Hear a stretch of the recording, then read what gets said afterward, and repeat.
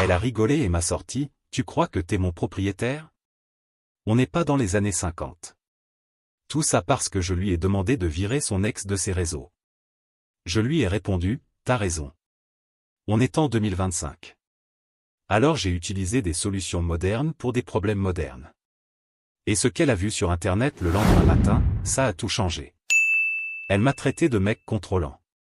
Elle disait que garder un ex dans sa vie, c'était normal, que le problème c'était moi. Alors j'ai pris ce qu'elle aimait le plus au monde et je l'ai retourné contre elle, l'algorithme. Et lui, il a bossé à ma place. J'ai 28 ans. J'étais posé sur le canapé, à scroller mon feed Insta, quand j'ai vu le truc une énième fois.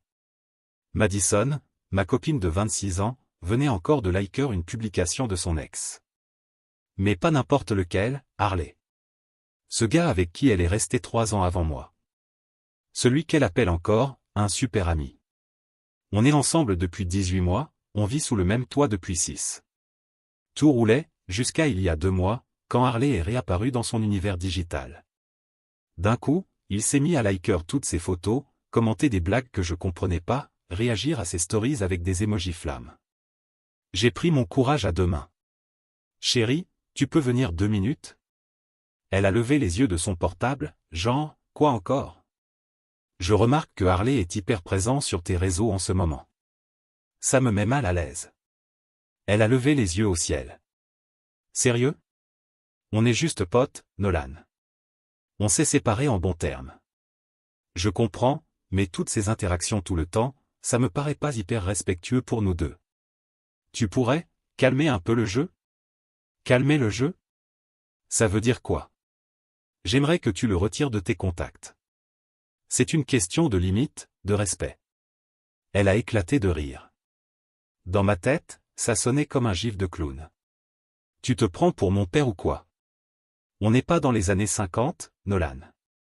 J'ai le droit de parler à qui je veux. Oh là là, ton machisme me fatigue. Ça n'a rien à voir avec de la possession. C'est une question de respect mutuel. Le respect? Mon œil. Ça s'appelle du contrôle. Je vais pas couper les ponts avec mes amis juste parce que monsieur est jaloux. Grandis un peu. J'ai pris une grande inspiration. T'as raison. On est en 2025. Elle m'a lancé un sourire narquois. Exactement. Bienvenue au 21e siècle, les femmes sont libres. Bien sûr. Et en 2025, on a des solutions modernes pour les problèmes modernes. Elle a même pas capté le ton qui venait de changer. Elle a replongé dans son téléphone, sûrement en train d'envoyer un message à Harley, « Ah, il est tellement contrôlant. » Moi, j'ai été me coucher plus tôt, le cerveau en ébullition. Et tu sais quoi? Les problèmes modernes commencent en ligne. Et les solutions modernes, elles se trouvent en ligne aussi. Je bosse dans le marketing digital. Pas le truc bidon, deviens riche depuis ton canapé, non. De la vraie consultance pour des marques qui pèsent. Les algorithmes, la psychologie des réseaux, les campagnes ciblées, je maîtrise. Et en 2025, ton identité numérique, c'est ta vraie vie. J'ai commencé simple. J'ai créé un compte Insta, @veritesdemoderne. Une photo lambda d'un site de stock, une bio qui dit qu'on balance les vraies histoires de couples modernes. Tout est anonyme, tout est vérifié. Premier post, un carrousel. Quand ton partenaire garde son ex sur ses réseaux même après que ça te mette mal, il garde ses options ouvertes. Mettre des limites, c'est pas contrôler. C'est refuser le manque de respect. #tendance. L'algorithme a kiffé. 50 000 vues en 6 heures. Et ça, c'était juste l'échauffement. Madison se prenait pour une influenceuse. 15 000 abonnés, principalement grâce à ses photos sexy et son lifestyle. Elle se croyait intouchable, toujours en train de parler de « personal branding » et de « taux d'engagement ». Toute son estime de soi tenait à ses likes et ses commentaires. Alors j'ai lancé d'autres comptes, @signesdalarme 2025, @leslimitscompte, @pasdexdance le nouveau, @couplesmoderne. Tous publiaient des posts sur la trahison émotionnelle, l'ex qui traîne toujours, le manque de respect. Jamais je ne citais Madison directement, mais chaque mot la décrivait parfaitement. Le génie? Ces comptes ont commencé à s'infiltrer dans le feed de ses abonnés. L'algorithme a capté le lien, hashtag, intérêt, audience commune. Et très vite, les commentaires ont fleuri. Ça me rappelle quelqu'un. Si ton mec se sent mal à l'aise avec ton ex, pose-toi les bonnes questions. Madison a percuté au bout de 3 jours. Chérie, t'as vu ces comptes bizarres? Ils s'attaquent à ceux qui restent amis avec leur ex. Je fais même pas gaffe à ces trucs. Trop de drama. J'ai savouré le goût sucré de l'ironie. Mais le meilleur restait à venir. J'ai trouvé le LinkedIn de Harley. Monsieur bossait dans une start-up, on va changer le monde, le genre qui vit pour l'image publique. Son Insta était lié à son profil, rempli de photos de bringues et de publications, pas très corporate. J'ai créé un compte @onteatech, qui balançait le pire de la culture start-up. Les posts de Harley collaient nickel. En une semaine, le RH de sa boîte s'est fait taguer dans plusieurs publications sur ses frasques. Harley a dû passer son profil en privé FISA. Du jour au lendemain, il pouvait plus liker ou commenter le profil public de Madison. Mais j'étais loin d'avoir fini. Grâce à mes skills de marketeur, j'ai lancé une campagne de pub ciblée. Rien à vendre. Juste booster les posts sur les limites dans le couple. Ma cible? Laser, femme de 24 à 28 ans, en couple, dans notre ville, fan de mode et lifestyle, qui suivait le même genre de compte que Madison. $200 balancés dans le budget pub. Investissement le plus rentable de ma vie. D'un coup, toutes ses copines ont vu des posts qui parlaient de respect, de fidélité émotionnelle, de pourquoi garder un ex, c'est toxique. Les discussions entre elles ont basculé. Madison, la femme moderne, est devenue la fille bloquée dans le passé, incapable de lâcher son ex. Et pour finir en beauté, j'ai créé une série TikTok, on analyse vos problèmes de couple. Les gens envoyaient leurs histoires anonymes et je donnais mon avis. Sauf que, je contrôlais toutes les histoires. Épisode 5. Ma copine garde son ex sur ses réseaux et dit que je suis toxique parce que ça me dérange. J'ai tort? Les commentaires? Sans pitié. Elle a encore un pied dehors, frère. L'ex attend son heure, t'inquiète. Mec, elle te respecte pas. Le TikTok a fait 2 millions de vues. Les coachs Love l'ont partagé. Le message est passé, garder un ex, c'est un drapeau rouge. Madison l'a vu, évidemment. Son FYP est devenu une playlist de vidéos sur les limites, le respect, la trahison émotionnelle. Elle est venue me montrer son écran. Regarde cette connerie. Maintenant tout le monde croit qu'avoir des amis, c'est tromper? Les réseaux, c'est chelou. C'est pour ça que je poste presque rien, moi. Et pendant qu'elle râlait, j'étais là, assis, à admirer mon chef-d'œuvre de manipulation digitale. Mise à jour 1. Le lendemain matin. Tu te rappelles quand elle a balancé, on est en 2025? Eh ben, ce jeudi matin-là, elle a compris exactement ce que ça veut dire. Son Instagram était devenu un champ de mines. Pendant la nuit, j'avais lancé la phase 2 de mon plan.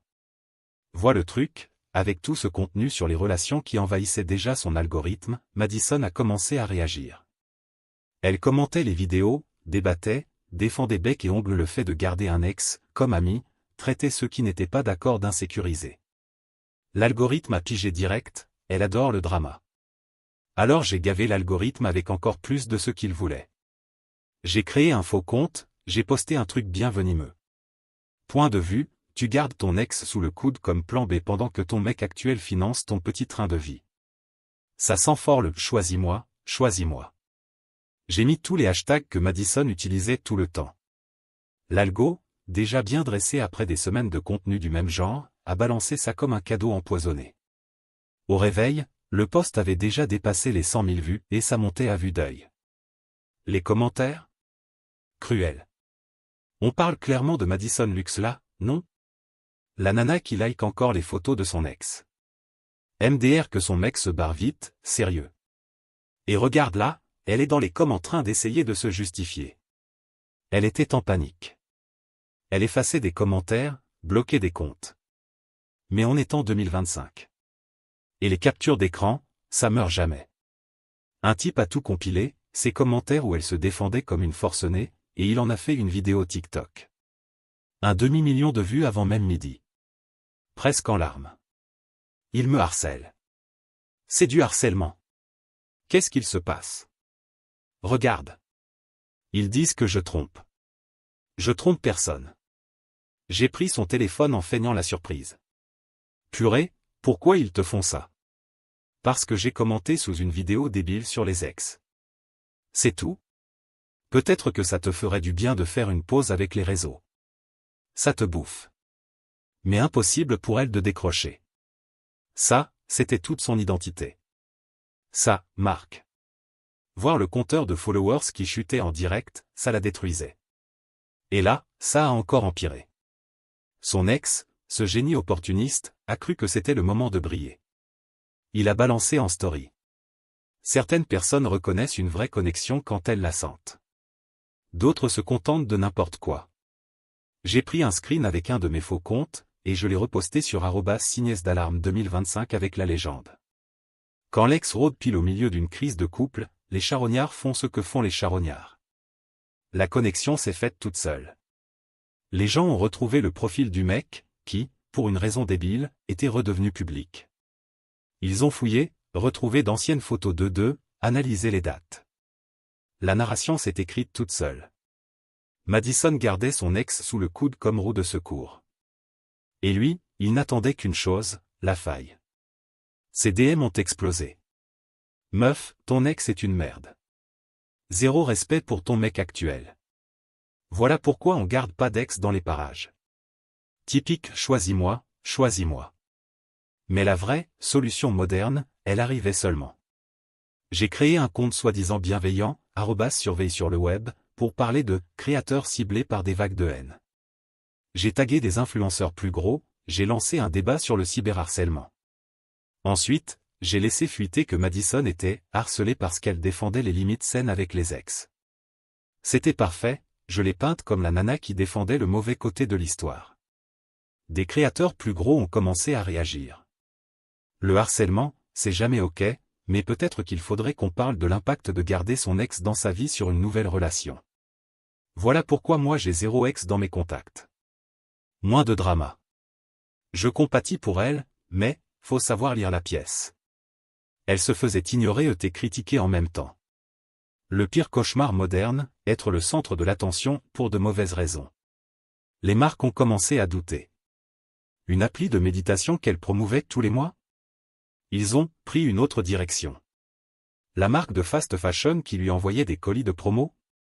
Du jour au lendemain, plus aligné avec nos valeurs. Tout ça, parce qu'elle m'a ri au nez et m'a sorti que, on n'est pas dans les années 50.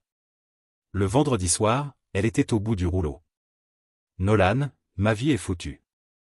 Tout ce que j'ai construit s'écroule. Je suis désolé, mon cœur. Internet peut être cruel. Faut que je répare ça. Peut-être que je devrais virer Harley. Montrer que je respecte les limites. Laisse pas des inconnus décider de tes amitiés. Toi-même tu disais, on est en 2025. Mais ma marque. Tes vrais amis s'en foutent du drama en ligne. Internet oublie en une semaine. Mais la vérité? Internet n'oublie jamais. Et moi, j'en avais pas fini. Mise à jour 2. Le problème a commencé samedi matin. Harley, oui, encore lui, a voulu jouer les héros. Il a posté une longue série de stories sur Insta, genre, faut soutenir ses amis, et, ne laissons pas la masculinité toxique gagner. Il a tagué Madison. Il m'a traité de mec contrôlant, sans jamais dire mon nom, évidemment. Il cherchait la provocation. Moi, j'ai préféré rester efficace. Tu te rappelles l'histoire avec son LinkedIn? La boîte de Harley s'était à peine remise de la première vague de messages, pourquoi votre employé poste ce genre de truc? C'était le moment de lancer le deuxième round. Mais avant, il me fallait des infos. J'ai créé un faux profil de recruteur tech. J'ai suivi et interagi avec ses collègues. C'est fou tout ce que les gens balancent à un soi-disant chasseur de tête. J'ai découvert que leur start-up galérait à lever un tour de table série B. Et mieux encore, Harley était déjà sur la sellette, officiellement parce qu'il ne correspondait pas à la culture d'entreprise. La cerise sur le gâteau? Sa manager, Priya, ultra active sur les réseaux. Le genre de fondatrice qui build in public et tweetait absolument tout. Parfait. Avec un compte @TechEthicWatch, j'ai posté un thread sur X, Twitter. Parlons de l'impact du comportement en ligne des employés tech sur la culture d'entreprise et sur les levées de fonds. J'ai détaillé comment les investisseurs scannent les réseaux sociaux et comment un seul employé toxique peut faire fuir un tour de table entier. Des exemples anonymes, bien sûr, mais calqués pile sur Harley. Priya a retweeté avec son petit commentaire corporate. Voilà pourquoi on fait des formations à la bonne conduite sur les réseaux. Ses abonnés ont tout relié. Mais c'est pas ce gars de ta boîte? Celui qui fout le bordel avec son ex? Lundi matin, le profil de Harley était à nouveau en privé. Son soutien public à Madison? Évaporé. Mais Madison, elle coulait à pic. L'algo s'est retourné contre elle à 200%. Chaque poste se faisait démonter. Les commentaires débordaient de Coach Love qui prenait son histoire comme un contre-exemple. Elle a tenté un contrôle des dégâts. Un petit message d'excuse version WhatsApp. Je réfléchis aux limites saines dans un couple. Même si je crois aux amitiés, je comprends maintenant comment mes choix ont pu blesser mon partenaire. J'apprends, je grandis. Les commentaires? Destructeurs. Excuses formatées par un agent de com. T'es désolé juste parce qu'on t'a grillé. Reine des pique-me. Ton mec mérite mieux. Elle a même hérité d'un nouveau surnom, Plan B Madison. Quelqu'un en a fait un mème. Ça a explosé sur Twitter. Et puis est arrivé la mardi. Le jour où elle a craqué. Sa plus grosse collab, une joaillerie avec qui elle bossait depuis plus d'1 an, a annoncé publiquement qu'il coupait les ponts. La raison?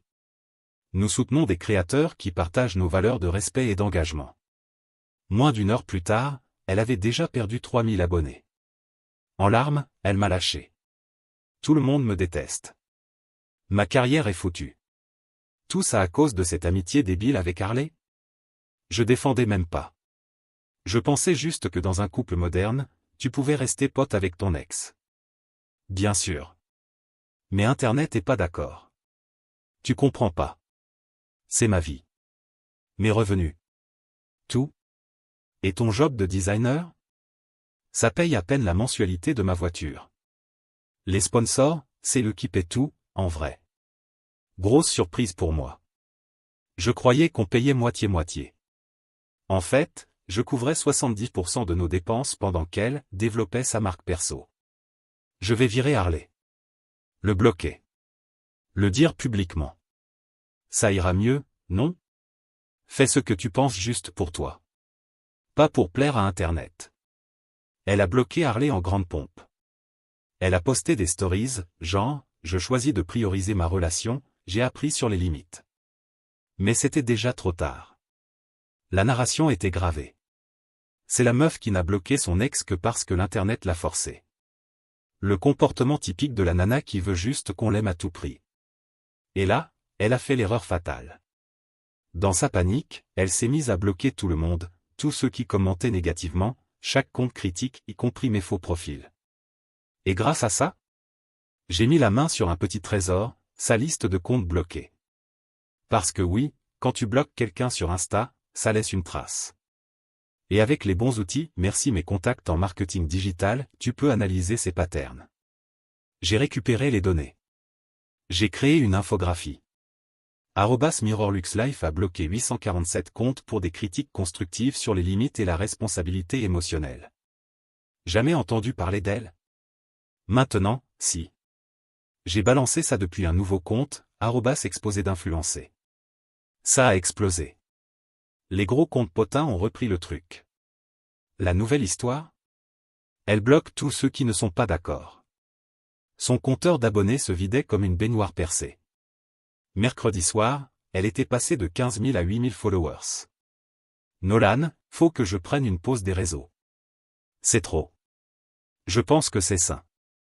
Tu peux me prendre dans tes bras? J'ai l'impression que tout s'écroule. Je l'ai prise dans mes bras. Je l'ai réconfortée. Je lui ai même fait un thé. Tout ça, en sachant que j'étais derrière chaque détail de sa chute numérique. Elle s'est moquée de moi en disant « On n'est plus dans les années 50 ». Elle avait raison. Si on était dans les années 50, j'aurais eu 2 options, encaisser le manque de respect ou rompre. Mais en 2025? J'ai pu détruire toute son identité en ligne sans qu'elle ne sache jamais que c'était moi. Les problèmes modernes appellent des solutions modernes. Mise à jour 3. Ça fait 2 mois maintenant depuis l'apocalypse numérique de Madison. Il est temps de partager la dernière mise à jour sur comment ma solution moderne s'est déroulée jusqu'au bout. Après qu'elle ait quitté les réseaux, notre relation a encore survécu 3 semaines. Elle était brisée, déprimée, même loin d'Instagram, elle vérifiait en cachette son nombre d'abonnés. La chute de revenus l'a achevée. J'ai découvert qu'elle touchait environ 3000 $ par mois grâce aux sponsors. Partie en fumée du jour au lendemain. Elle a tenté de se relever. Elle a créé un nouveau profil, @MadisonAuthentique. Elle a commencé à poster des trucs genre, j'ai appris de mes erreurs, la croissance naît de l'adversité. Elle s'est fait massacrer. Plan B Madison est de retour. Nouveau pseudo, même connerie. Je parie que son ex l'aide à refaire son image. Elle avait 400 abonnés. La plupart, des bots. Et bien sûr, Harley a encore frappé. Ce mec ne sait pas s'arrêter. Viré de sa start-up. Raison officielle, inadéquation à la culture de l'entreprise, et image en ligne compromettant la levée de fonds. Évidemment, il a joué la carte de la victime. Il a pondu un article sur LinkedIn. Comment des mobs en ligne ont détruit ma carrière, un signal d'alarme pour l'avenir. Il disait qu'une amie proche avait été prise pour cible aussi. Il ne mentionnait pas Madison par son nom, mais donnait assez de détails. Reddit l'a retrouvé en 5 minutes. Posté sur R1 Sanité Corporative. Page principale. Les commentaires? Sans pitié, mais juste. Peut-être qu'il aurait dû éviter de coller au basque de nana déjà en couple. Tu joues avec le feu? Assume la brûlure. Ce têche-bro a enfin compris que les actions ont des conséquences. Il a essayé de postuler dans d'autres startups. Tout ont googlé son nom. Premier résultat?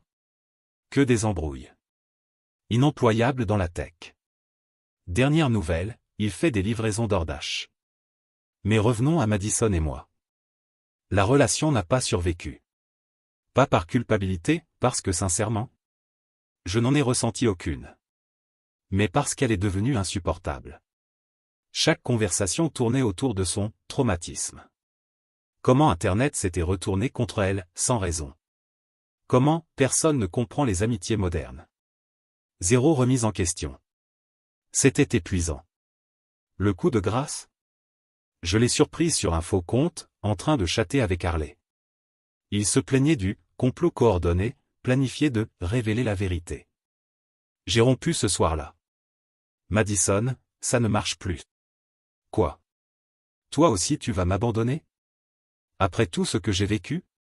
Tu n'as rien appris. Tu parles encore à Harley.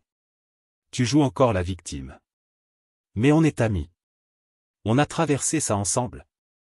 Non? Il a eu des conséquences. Toi aussi. Ça s'appelle pas du harcèlement. Tu m'as jamais soutenu. Un vrai partenaire m'aurait défendu. Un vrai partenaire ne rigole pas quand sa moitié fixe une limite. Elle a déménagé une semaine plus tard. Elle a essayé de me tacler sur son nouveau compte avec 400 followers. Personne n'en avait rien à foutre. Plan B Madison était déjà de l'histoire ancienne. Des potes communs m'ont raconté la suite, elle est retournée vivre chez ses parents. Elle a décroché un job stable dans une agence marketing ironique, hein? Et elle est sortie avec Harley. Zéro surprise. Les deux se sont fait bannir des réseaux principaux pour contournement de bannissement. La dernière fois que j'ai regardé, ils essayaient de devenir influenceurs, sur LinkedIn. Et moi? Moi, ça va très bien. Je sors avec Cassandra maintenant. Ingénieur logiciel qui pense que les réseaux sociaux sont un poison numérique. Sa seule présence en ligne? Son J-Hub. Un vrai soulagement. Le plus drôle? Je garde toujours toutes ces pages. Elle cartonne. @Vérité Couple Moderne a aujourd'hui 200 000 abonnés. J'ai même lancé un podcast. Ça me rapporte un joli revenu pub. De temps en temps, je poste sur le respect dans les relations. Il y a toujours un commentaire qui pop. Ça me rappelle Madison, la plan B. Elle est devenue une légende d'Internet. Mais pas comme elle l'aurait voulu. Elle avait raison sur un point, on n'est plus dans les années 50. À l'époque, manquer de respect à son partenaire avait des conséquences privées. En 2025, ça a des conséquences algorithmiques. Elle voulait garder son ex sous le coude? Très bien. L'algo s'est chargé de montrer à tout le monde ce que ça signifiait vraiment. Elle voulait être une figure publique? Parfait. Les figures publiques affrontent un jugement public. Les problèmes modernes exigent des solutions modernes. Et la plus moderne de toutes? Laisser les propres choix de la personne, amplifiés par l'Internet qu'elle idolâtre tant, signer sa chute. Pas besoin de hurler, pas de scandale. Juste une justice algorithmique, pure et simple. Bienvenue en 2025, Madison.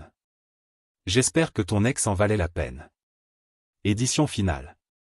Puisque beaucoup me demandent, oui, j'administre encore ces comptes. Ça me rapporte environ 2000 $ par mois grâce aux pubs. Et j'en reverse la moitié à une ONG qui promeut l'éducation sur les relations saines. Ironique? À 100%. Volontairement. Et avant qu'on me demande si je culpabilise. Non. Elle a eu toutes les chances de respecter une simple limite. Elle a choisi de se moquer. Commentaire Monsieur Reddit.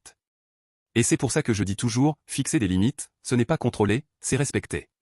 En 2025, tout ce que tu fais en ligne finit toujours par te revenir, tôt ou tard. Alors avant de te moquer de quelqu'un qui t'aime, réfléchis aux conséquences. Et vous? Vous en pensez quoi? Peut-on vraiment rester ami avec un ex sans ouvrir de brèche? Dites-moi tout en commentaire.